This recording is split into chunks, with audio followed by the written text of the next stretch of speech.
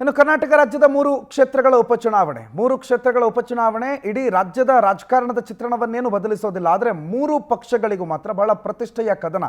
3 ಪಕ್ಷಗಳು ಒಂದೊಂದು ಕ್ಷೇತ್ರಗಳಲ್ಲಿ ಈಗಾಗಲೇ ಗೆದ್ದು ತಮ್ಮ ಅಭ್ಯರ್ಥಿಯನ್ನು ವಿಧಾನಸಭೆ ಕಳಿಸಿದ್ರು. ಆದರೆ ಕಾರಣಾಂತರಗಳಿಂದ ಆ ಕ್ಷೇತ್ರಗಳು ತೆರವಾಗಿತ್ತು. ಈಗ ಈ 3 ಕ್ಷೇತ್ರಗಳ ಚುನಾವಣೆ ಈಗ ಬಹಳ ಬಿರುಸಿನಿಂದ ಸಾಗ್ತಾ ಇದೆ. ವಯೋವೃದ್ಧರು, ಯುವಕರು ಎಲ್ಲರೂ ಕೂಡ, ಎಲ್ಲ ವಯಸ್ಸಿನ ಪ್ರಾಯದವರೆಲ್ಲರೂ ಕೂಡ ಈಗ ಮತದಾನವನ್ನು ನಡೆಸ್ತಿದ್ದಾರೆ. ಒಬ್ಬರು 92 ವರ್ಷದ ಅಜ್ಜಿ ಮತದಾನಕ್ಕೆ ವೀಲ್ಚೇರಲ್ಲಿ ಬಂದು ಮತದಾನವನ್ನು ಮಾಡ್ತಾ ಇದ್ದಾರೆ.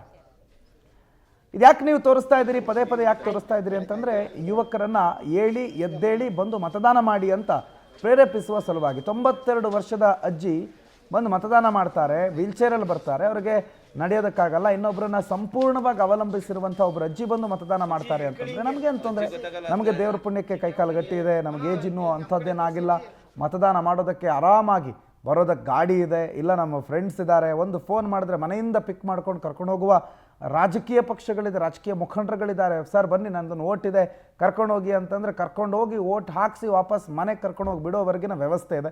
ಇವೆಲ್ಲದರ ಸದುಪಯೋಗ ಪಡಿಸ್ಕೊಳ್ಳಿ, ಮತದಾನ ಮಾಡಿ ಅನ್ನುವ ಕಾರಣಕ್ಕೆ ನಾವು ಈ ದೃಶ್ಯಗಳನ್ನು ತೋರಿಸ್ತಾ ಇರೋದು. ಇನ್ನು ಮೊಟ್ಟ ಮೊದಲ ಬಾರಿಗೆ ಮತ ಚಲಾಯಿಸಿರುವ ಹಲವರನ್ನು ನಾವು ತೋರಿಸ್ತಾ ಇದ್ದೀವಿ.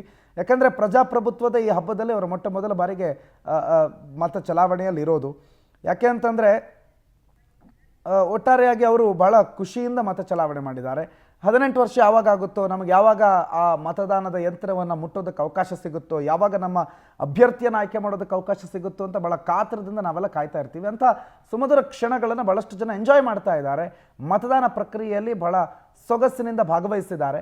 ಮತದಾನ ಮಾಡಿರುವ ಹಲವರು ಮಾತಾಡಿದ್ದಾರೆ, ಕೇಳಿಸ್ಕೊಳ್ಳಿ. ತುಂಬ ಅಮೂಲ್ಯವಾದದ್ದು.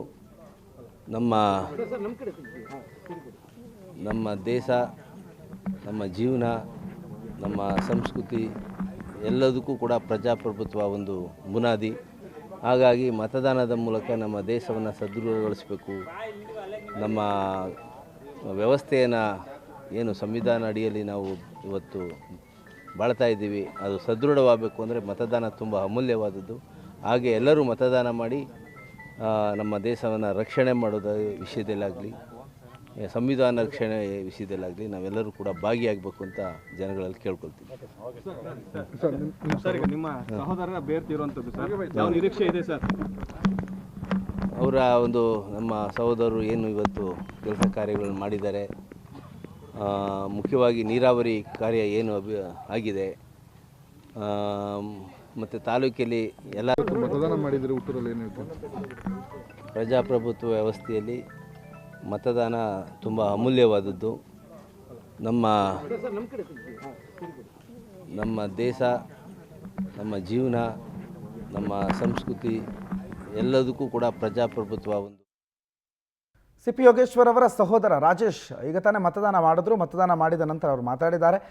ಸಾಮಾನ್ಯವಾಗಿ ಸಿ.ಪಿ. ಯೋಗೇಶ್ವರ್ ಅವರಿಗೆ ಅಲ್ಲಿ ಚನ್ನಪಟ್ಟಣದಲ್ಲಿ ಅವರದ್ದೇ ಆದಂಥ ಒಂದು ಜನಬೆಂಬಲ ಇದೆ ಅನ್ನೋದು ಅವರ ಹಿಂದಿನ ಚುನಾವಣೆಗಳಲ್ಲಿ ಅವರು ಗಳಿಸಿರುವ ಮತ ಪ್ರಮಾಣದಲ್ಲಿ ನಮ್ಗೆ ಭಾಳ ಸ್ಪಷ್ಟವಾಗಿ ಗೊತ್ತಾಗುತ್ತೆ. ಇನ್ನು ಚನ್ನಪಟ್ಟಣದಲ್ಲಿ ಮೊಟ್ಟ ಮೊದಲ ಬಾರಿಗೆ ಚುನಾವಣಾ ಪ್ರಕ್ರಿಯೆಯಲ್ಲಿ ಭಾಗಿಯಾಗಿರೋರು ಭಾಳಷ್ಟು ಜನ ಇದ್ದಾರೆ. ಮೊಟ್ಟ ಮೊದಲ ಬಾರಿಗೆ ಚುನಾವಣೆಯಲ್ಲಿ ಮತ ಚಲಾಯಿಸಿರುವವರು ಮಾತಾಡಿದ್ದಾರೆ, ಕೇಳಿಸ್ಕೊಳ್ಳಿ. ನಮ್ಮ ಅಕ್ಕನ ನಾವು ಚಲಾಯಿಸಿದ್ದೀವಿ ಅನ್ನೋ ಒಂದು ಖುಷಿ ಇದೆ ಸರ್. ಯಂಗ್ಸ್ಟರ್ಸ್ಗೆ ಏನು ಹೇಳ್ತೀರಿ ಅಂತ ಹೇಳಿ? ಯಾರು ತನ್ನ ಅಕ್ಕನ್ನ ಮಿಸ್ ಮಾಡಬಾರ್ದು ಅಂತ ಹೇಳಕ್ಕೆ ಇಷ್ಟಪಡ್ತೀನಿ ಸರ್.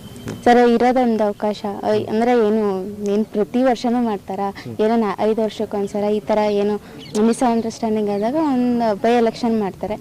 ಅಂದರೆ ಅವರ ಏನು ಹೇಳ್ಬೋದು, ಅವ್ರ ಅಕ್ಕನ ಅವ್ರು ಮಿಸ್ ಮಾಡಬಾರ್ದು ಅನ್ನೋದೊಂದು ಬಿಟ್ಟರೆ ಇನ್ನೇನು ಇಲ್ಲ. ಉತ್ತಮ ಅಭ್ಯರ್ಥಿ ಆಯ್ಕೆ ಮಾಡಬೇಕಾಗಿರೋದು ಪ್ರತಿಯೊಬ್ಬ ಯುವ ಮತದಾರರ ಕರ್ತವ್ಯ. ಆ ನಿಟ್ಟಿನಲ್ಲಿ ಈಗ ನೀವು ಮತ ಚಲಾವಣೆ ಮಾಡಿದಿರಿ, ಯುವಕರಿಗೆ ಏನ್ ಹೇಳಕ್ ಇಷ್ಟಪಡ್ತೀರಿ? ಅಂದ್ರೆ ಯಾರು ದೇಶಕ್ಕೆ ಒಳ್ಳೆ ಅಭಿವೃದ್ಧಿನ ಮಾಡ್ತಾರ ಅಂತವ್ರನ್ನ ಆಯ್ಕೆ ಮಾಡಿ ಓಟ್ ಹಾಕ್ಬೇಕು ಅಂತ ತಿಳ್ಕೊಂತೀನಿ. ಎಲ್ಲರೂ ಕೂಡ ಒಂದಷ್ಟು ಜನ ಮತದಾನದಿಂದ ಹಿಂದೆ ಸರಿತಾರೆ, ಹೊರಗಡೆ ಹೊಂಟೋಗೋದು, ರಜಾ ಸಿಕ್ಕರೆ ಸಾಕು ಅಂತ, ಅಂತವ್ರಿಗೆ ಏನ್ ಹೇಳ್ತೀರಿ? ಅವ್ರ ಇಚ್ಛೆಗೆ ಬಿಟ್ಟಿದ್ದು. ಮತದಾನ ಮಾಡಿ ಅಂತೀರಿ?